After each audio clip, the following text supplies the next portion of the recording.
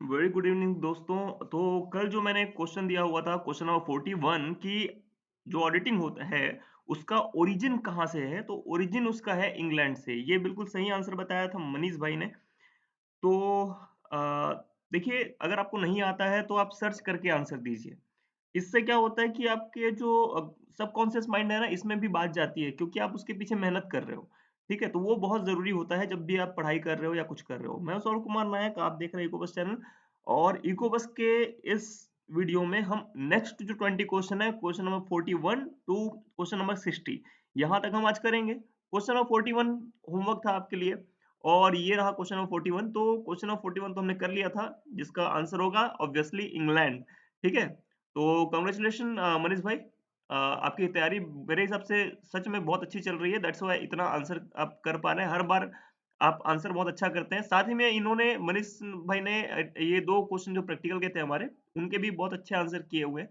तो 39 क्वेश्चन जो था ये, और ये क्वेश्चन है। ठीक है? ये एक क्वेश्चन है। तो 35 क्वेश्चन। ये प्रैक्टिकल क्वेश्चन जब आप घर में लगाते हो ना, तो वो आप एक्चुअल में अपने लिए मेहनत कर रहे हो। और जहाँ प्रैक्टिकल आपका बनता है ना, क्योंकि प्रैक्टिकल का ही खेल होता है। थ्योरी में हर कोई मास्टर हो सकता है रट के या कहीं से देख के, लेकिन जो प्रैक्टिकल होते हैं वो आपके मेहनत का नतीजा होता है, अगर आप सॉल्व कर पा रहे हो तो। और मैं इस बात को बिल्कुल मानता हूँ, दैट्स व्हाई मैंने क्लास भी ली है आपकी। जैसे भी मेरे रिसोर्सेज़ हैं, मैं क्लास लेने की पूरी कोशिश करता हूँ, हालाँकि मेरे पास रिसोर्सेज़ बहुत कम हैं। ठीक है? एक लैपटॉप है, एक मैं हूँ, बस इतने ही हैं। उससे ज़्यादा मेरे पास कुछ है नहीं। तो जितने हैं उसमें आपकी क्लास ले रहा हूँ। कुछ लोग मुझे बोलते हैं कि क्लास सर ये होना चाहिए, वो होना चाहिए। देखिए, रिसोर्सेज़ के लिए पैसे लगते हैं, और फिलहाल मैं ऐसा नहीं बोल सकता हूँ, बहुत बहुत बहुत अच्छी सैलरी मेरी है। ठीक है? तो मैं बस इतना बात बोलना चाहूँगा कि एक जो स्टूडेंट है उसको रिसोर्स नहीं चाहिए, उसको चाहिए केवल कंटेंट। अगर आपको कंटेंट मिल रहे हैं तो प्लीज़ पढ़िए, सब्सक्राइब कीजिए। आपको लगता है कि चैनल आपको फुलफिल नहीं कर सकता आपकी रिक्वायरमेंट, तो बिल्कुल आप दूसरे चैनल पे शिफ्ट हो सकते हो। और भी चैनल हैं, उस पे आप शिफ्ट शिफ्ट हो सकते हो, उसमें कोई दिक्कत नहीं है। बट इस तरह से अगर आप 2 मिनट वीडियो देख के काट रहे हो, उसके बाद सब्सक्राइब भी करके रखा हुआ है, मत करो भाई सब्सक्राइब। ठीक है? ये इस बात से मुझे बहुत दुःख होता है कि लोग 2 मिनट, 4 मिनट वीडियो देख के चले जाते हैं। पढ़ाई की चीज़ है, मैं कोई फालतू कंटेंट नहीं बना रहा हूँ, इस बात पे मुझे पूरा यकीन है। तो ठीक है, अगर आपको लगता है कि आप पढ़ाई कर सकते हैं तो चैनल से जुड़िए, अदरवाइज़ सब्सक्राइब करने की भी कोई ज़रूरत नहीं है। बहुत दुःख होता है ये देख के कि हम इतनी मेहनत करते हैं और आप वहाँ से मेहनत का जो होता है फल हमको नहीं दे पाते। ठीक है? मेहनत आप अपने लिए कीजिए, हमारे लिए बिल्कुल नहीं। क्वेश्चन नंबर 42 है ट्रू एंड फेयर व्यू। इसको आपने बार-बार पढ़ा होगा, सत्य और उचित, ठीक है? तो ये जो सत्य और उचित है, ये किस पर्टिकुलर केस से लिया गया था? तो इसको हमने जब जब हम बीकॉम सेकंड ईयर में थे, सॉरी बीकॉम फाइनल ईयर में थे, तभी हमने पढ़ा हुआ है। और सीए इंटर में जब हम लॉ की सॉरी ऑडिट की बुक पकड़ते हैं ग्रुप 2 में, तब हमने ये पढ़ा हुआ है। तो इसका बहुत चर्चित मामला था कि रॉयल मिल स्टीम पैकेट कंपनी केस, ये बहुत चर्चित मामला है रॉयल मिल का। आप मुझे बताइए कि Kingston cotton mill company case, ये किस-किस पर्टिकुलर केस के लिए है, ठीक है? London and general bank limited किस केस के लिए है? आप ये सर्च कर सकते हो, क्योंकि देखो ये प्रोफेसर के एग्जाम में कुछ भी पूछ सकता है। सारे जो केसेस हैं आपको आने चाहिए, ठीक है? So option number C will be the correct answer. और यहाँ पे आपका जो रॉयल मिल होगा, यही आपका करेक्ट आंसर होगा, ठीक है? ये मैं हाइलाइट कर देता हूँ, so there will be no issue. चलिए नेक्स्ट चलते हैं। और नेक्स्ट है क्वेश्चन नंबर 43। और question number 43 is saying the most unstable major of central tendency. केंद्रीय प्रवृत्ति की सबसे अस्थिर माप कौन सी है? ठीक है? तो एवरेज मीन, मीडियन और मोड और हार्मोनिक मीन, यानी कि औसत माध्य, माध्यिका, बहुलक और आखिरी में है हरात्मक माध्य। क्वेश्चन नंबर 43 का आंसर भी आपका होगा बहुलक यानी कि मोड। ठीक है? मोड में केंद्रीय प्रवृत्ति की माप सबसे अस्थिर मानी जाती है। क्वेश्चन नंबर 44, वर्ग बारंबारता की उच्चतर सीमा यानी कि upper limit of class interval is considered for calculating the what. तो जो वर्ग बारंबारता की उच्चतम सीमा होती है, निम्न में से किसकी गणना के लिए विचारित किया जाता है? तो यहाँ पे आप देखेंगे, आपको 4 ऑप्शन दिए हैं संचयी बारंबारता के लिए, मतलब लेस देन क्युमुलेटिव फ्रीक्वेंसी। संचयी बारंबारता से अधिक यानी मोर देन क्युमुलेटिव फ्रीक्वेंसी। सापेक्ष बारंबारता यानी कि रिलेटिव फ्रीक्वेंसी, या फिर स्थिर बारंबारता यानी कि स्टैटिक फ्रीक्वेंसी। आंसर आपका होगा question number 44 option B, more than cumulative frequency. ये आपका बिल्कुल सही आंसर होगा, बिकॉज जब वर्ग बारंबारता की बात आती है, अपर लिमिट क्लास इंटरवल की बात आती है, तो जब एक से ज्यादा हो जाते हैं, मतलब एक पर्टिकुलर लिमिट से ज्यादा हो जाते हैं, तो उसके लिए, उस क्यूमुलेटिव फ्रीक्वेंसी के लिए आप यूज करते हैं। ठीक है, चलिए नेक्स्ट है honey is related with. Honey जो है यानी शहद जो शब्द है, वो किससे रिलेट करता है? अब देखिए, शहद क्या है? खाने वाली चीज है। आपको चार चीजें के बारे में मैंने पिछले जो क्लास था उसमें बताया हुआ था। हॉलमार्क जो होता है वो सोने चांदी के लिए यूज होता है। आईएसआई जो है वो आपके इलेक्ट्रॉनिक गुड्स से संबंधित है, ठीक है। और एग मार्क जो है वो आपके खाने पीने की चीजें यानी सॉरी एग्रीकल्चरल चीजों से संबंधित है, ठीक है। और अमूल जो है, आप मुझे बताइए अमूल क्या है? ठीक है, क्योंकि ये बड़ा अच्छा क्वेश्चन होगा। अमूल क्या है? एग मार्क जैसे मैंने बता दिया, जो एग्रीकल्चरल प्रोडक्ट होते हैं, मतलब खाने पीने की चीजें या फिर जो एग्रीकल्चर, शहद बेसिकली है तो एक नेचुरल चीज, बट इसकी खेती की जाती है लोगों को, सॉरी, जो भौरे होते हैं और जो आपके मधुमक्खियां होती है उनको इकट्ठा किया जाता है एक जगह पे, और उनकी मोम जो होती है, मोम से बना हुआ उनका एक घर उनको दिया जाता है ताकि वहां से वो लोग शहद बना सके। तो पर्टिकुलरली अगर मैं बोलूं तो यहाँ पे एक खेती होती है, दैट्स व्हाई वो एक एग्रीकल्चरल प्रोडक्ट है, that's why Agmark will be the correct answer. Next question is question number 46, program Jago Grahak जागो इज कंसर्न विद। जागो ग्राहक जागो कार्यक्रम संबंधित किससे है? तो जब बात आती है ग्राहक की, तो obviously it is relate to consumer. Okay, consumer, अब कंज्यूमर के बारे में तीन है, उपभोक्ता मामलों का मंत्रालय से, जिला उपभोक्ता प्रकोष्ठ से, और जिला उपभोक्ता आयोग से। ऑप्शन ए जो है वो कट गया आपका। सो क्वेश्चन नंबर 46 का जो ऑप्शन बी होगा, उपभोक्ता मामलों का मंत्रालय से, डजेंट मैटर दैट दी जो मिनिस्ट्री है वो डिस्ट्रिक्ट वाली है, चाहे वो नेशनल वाली है, ओके, चाहे वो स्टेट वाली है, वो आपको बहकाने का प्रयास है। उपभोक्ता की बात की जा रही है, ग्राहक की बात की जा रही है, तो जो भी कंज्यूमर होंगे वो सारे के सारे इसमें इंक्लूड हो जाएंगे। So option B will be correct answer, ministry of consumer affairs. Next question is, सांख्यिकी को उचित रूप से माध्यमों का विज्ञान कहा जाता है, यह परिभाषा दी गई है। तो ये सांख्यिकी जो है यानी कि स्टैटिस्टिक में rightly be called the science of averages. Basically हम अगर ये सांख्यिकी पढ़ते हैं या स्टैटिस्टिक पढ़ते हैं, तो उसमें mean median mode basic mode में रहता है। उसके बाद जो बाकी चीजें होती है उसके अंदर की चीजें ही होती है, मतलब उससे बाहर ज्यादातर चीजें हम नहीं पढ़ते। तो ये बोलना चाह रहे हैं कि जो स्टैटिस्टिक होती है वो, उनको हम साइंस ऑफ एवरेज बोल सकते हैं, ठीक है। ये ऐसे किसने कहा था? अगर मैं इसमें बोलूं, आपने एक नाम सुना होगा, बहुत अच्छे सुना होगा, बाउले। बाकी जो बॉडिंगटन है, सेक्राइस्ट है, सेलिंगमैन है, ये नाम आपने बहुत कम सुने होंगे। अगर मैं तुक्का भी लगाता एग्जाम में तो मैं बाउले को ही लगाता, और बाउले ही इसका करेक्ट आंसर है, ठीक है। राइटर्स बहुत सारे हैं, बट जो बुक्स होती हैं, बुक्स में जो रेफरेंस होते हैं वो नॉर्मली सिंगल या डबल ऑथर्स के होते हैं, बहुत सारे ऑथर के रेफरेंसेस नहीं होते। जो ऑथर के नाम रिपीट हो रहे हैं आपको बार बार हर चैप्टर में, वो एक बड़ा ऑथर होता है और नॉर्मली उसी को ही प्रिफर किया जाता है, ठीक है। क्वेश्चन नंबर 48 प्रेक्षण है। ये आपका अर्थमेटिक मीन का क्वेश्चन है, प्रैक्टिकल क्वेश्चन है। जो arithmetic mean of the observation, प्रेक्षण यानी ऑब्जर्वेशन 10, 7, 27, 36 और 45 का अर्थमेटिक मीन क्या होगा? जो लोग भी इसको कर रहे हैं उसको कमेंट में आंसर करेंगे, आंसर क्या होगा ये आप लोग मुझे बताएंगे, ठीक है। क्योंकि आंसर यहाँ पे लिखा हुआ नहीं है, the answer will be none of these.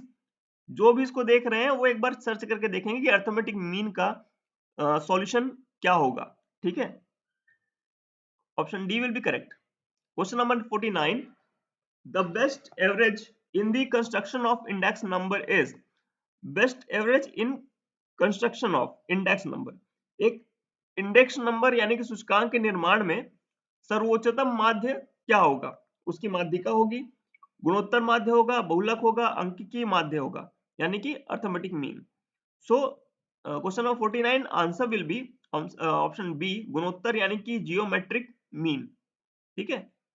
Best average in construction of index number बनाने के लिए सबसे अच्छा माध्य कौन सा होता है? वो जियोमेट्रिक मीन होता है। क्वेश्चन नंबर 50 प्रश्नावली निम्न में से किस एक से संबंधित है? क्वेश्चन क्या होता है आप सब लोग जानते हैं, और नहीं जानते होंगे तो आप प्लीज एक बार सर्च कीजिए। क्वेश्चन ऐसे सब प्रश्नों का समूह है जिसमें आपको लिखे हुए आंसर के हिसाब से आपको आंसर करना पड़ता है, जैसे हाँ ना, बिल्कुल नहीं, ऐसे करके मैंने आंसर पहले ही लिख के रखे हुए हैं। उसी में से आपको एक टिक करना होता है, that is nothing but the kind of MCQ. Okay, in your personal view. So questionnaire deals with one of the following: primary data, secondary data, costly method, more accurate. तो ये एक्यूरेट तो बिल्कुल नहीं होता, because सामने वाले के पास option नहीं होते लिखने के लिए। ओके, तो एक्यूरेसी इसमें नहीं रहती, क्योंकि आपने अपने हिसाब से अपने एंड से इसमें कुछ कुछ ऑप्शन इसमें डाल के रखे हुए हैं। ठीक है। और उसके बाद है ये सेकेंडरी डेटा बिल्कुल भी नहीं है, क्योंकि इसको जो बंदा यूज कर रहा होता है प्रोडक्ट, या फिर आपके क्लाइंट हो सकते हैं, वो लोग खुद ही भरते हैं। So it is a primary data. Okay, costly method हाँ एक तरह से है, लेकिन इतना भी कॉस्टली नहीं इसको इसको हम कंपनी के मैनर में कॉस्टली बोल सके। So option B will be correct answer. And the question number 51, question number 51 is question number 51 दो चरों में उच्च उच्च स्तर का सहसंबंध होता है, the correlation between two variables in high degree, अगर r is more than 0.5 but less than 0.75। ठीक है। और उसके बाद बोला है r is less than 0.5, r is more than 0.75 but less than 1, and the last one is r is equal to 1। so the correct option is r is more than 0.7 but less than 1। देखिए जैसे मैंने पहले ही बोला हुआ है कि जो economics है ये मेरा भी थोड़ा सा वीक है, मैंने भी बहुत अच्छे से पढ़ाई नहीं करी, लेकिन अगर आपको पता है कि ये ऐसा कोई रूल है क्या, तो आप मुझे प्लीज कमेंट कीजिए। क्वेश्चन नंबर 52 है, एक संगठन के कर्मचारियों की मजदूरी का औसत 29.47 और कुल भुगतान की गई मजदूरी 560 है, तो संगठन के कर्मचारियों की संख्या क्या होगी? Mean wage earning of worker of an organisation is 29.47। The total wage paid is rupees 560। The number of workers in the organisation will be, कितने ऑर्गेनाइजेशन में वर्कर होंगे? देखिए टोटल जो आपको पे कर रहा है वो, और जो उन लोग का एवरेज है वो, ठीक है, वो आप देख लीजिए। अगर आप उनमें डिवाइड करोगे, ठीक है, 560 डिवाइडेड 29.47, तब भी आपका एक आंसर निकल सकता है। क्या निकलेगा? अबाउट एक, अगर मैं 29 को 30 ले लूं, तो 30 लेने के बाद जो आंसर निकलेगा it will be the answer. तो क्वेश्चन नंबर 52 का जो आंसर होगा वो आपका होगा बी, 19 के समथिंग समथिंग आएगा, बिकॉज ये 29.47, अगर ये 30 रहता तो एग्जैक्टली 20 आता। ठीक है, चलिए नेक्स्ट चलते हैं। Question number 53, the mean of 15 number is 15। मतलब 15 नंबर का जो 15 संख्याओं का जो माध्य है वो 15 है। यदि दो संख्याएं 16 और 14 निकाल दी जाए तब शेष संख्याओं का माध्य कितना होगा? देखो भाई, दो संख्या को मिला के जो 15 संख्याओं को मिला के जो माध्य उनका मीन निकला हुआ है, एवरेज निकला हुआ है, दैट इज 15। और अगर 16 और 14 को मैं निकाल भी देता हूं तो भी 16 प्लस 14 यानी कि 15 और 15 ही मैं इसको बोल सकता हूं। अगर 16 का एक मैं 14 में लेके चले जाऊं तो ये भी 15 हो जाएगा, वो भी 15 हो जाएगा। तो अल्टीमेटली इसमें कुछ कम नहीं होगा। तो 13 का जो माध्य आएगा, 13 संख्याओं का जो माध्य आएगा वो भी 15 ही होगा। So the option A will be correct answer. ठीक है, question number 53 option A. Question number 54, the N, यदि n जो है 10 है, सिग्मा x आपका 60 है, सिग्मा x स्क्वायर 1000 है, तो मानक विचलन, स्टैंडर्ड डिवीजन हम सबने बहुत इतनी बार पढ़ा है, मतलब ये जो है आपके बोल सकते हैं रोड़ा, है ना? ये बीकॉम फर्स्ट ईयर में जब आप जाते हो तो ये सबसे बड़ा रोड़ा होता है, स्टैंडर्ड डिवीजन और ये सब पढ़ना। और इसका जो सही आंसर होगा, आप लोग मुझे ये बताइए कि आप लोग की तैयारी जो इकोनॉमिक्स की है वो कहाँ तक पहुंची है। क्वेश्चन 54 का जो सही आंसर होगा ये होगा ऑप्शन नंबर ए, 8। ठीक है, कहाँ तक पहुंची है मुझे कमेंट कीजिए।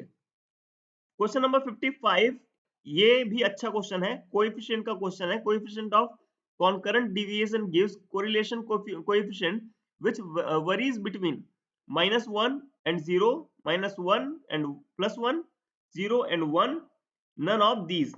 So question number 55, the answer will be option B, -1 to +1. ठीक है, कोएफिशिएंट ऑफ कॉन्करेंट डिविएशन हमने हमेशा देखा है या तो -1 से नीचे आता है या +1 से नीचे आता है, 1 तो हो ही नहीं सकता उसका। ठीक है, क्लियर है, 1 से अबव नहीं होता है। क्वेश्चन नंबर 56, क्वेश्चन नंबर 56 है आपके सूचना स्थिर आधार सूचकांक और श्रृंखला सूचकांक क्या है, अलग अलग हैं कि समान है। ये जो है आपका क्वेश्चन ओमिट किया गया है। ठीक है, क्वेश्चन आपका ओमिट किया गया है क्योंकि इसमें जो ऑप्शन है वो करेक्ट नहीं है। तो मुझे आप लोग ये सर्च करके बताइए कि इसका सही आंसर क्या होगा। क्वेश्चन नंबर 56 जब आप लोग आंसर करते हो तो आप मेंशन कीजिए कि आप किस पर्टिकुलर क्वेश्चन के लिए आंसर कर रहे हो। ठीक है, अचानक से ऐसे आंसर मत किया कीजिए, पता नहीं चलते हैं। क्वेश्चन नंबर 57 है कि आयकर अधिनियम के अनुसार आय के शीर्षक कितने हैं। तो आय के 5 शीर्षक होते हैं, तो यहाँ पे 4 है, 3 है, 6 है और नन ऑफ दीज है। तो ऑब्वियसली मुझे नन ऑफ दीज में जाना पड़ेगा क्योंकि 5 शीर्षक होते हैं। सबसे पहला शीर्षक जो होता है वो क्या होता है, सैलरी का। सैलरी के बाद आपका हाउस प्रॉपर्टी हो गया, हाउस प्रॉपर्टी के बाद आपका कैपिटल गेन हो गया, कैपिटल गेन के बाद आपका सॉरी, हाँ, कैपिटल गेन हो गया, कैपिटल गेन के बाद अदर अदर सोर्स हो गया। एक मैं भूल रहा हूँ, मैं क्या भूल रहा हूँ आप बताइए। ठीक है,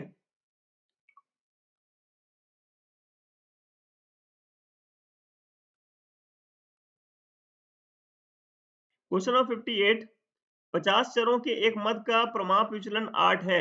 यदि प्रत्येक मद को 2 से गुना किया जाता है तो प्रमाप विचलन कितना होगा। ठीक है, तो 50 चरों के एक मद का प्रमाप विचलन यानी कि स्टैंडर्ड डिवीजन की बात अगेन की गई है, तो वो कितना है, 8 है। अगर standard division each item is multiplied by 2 तो क्या होगा प्रमाप विचलन। तो जो सही आंसर होगा इसका क्वेश्चन नंबर 58 ये होगा आपका ऑप्शन नंबर सी, 16। मतलब डायरेक्ट मल्टीप्लाई करना था आपको। ठीक है, स्टैंडर्ड डिवीजन मल्टीप्लाई बाय 2, और बोल भी रहा है ऐसा।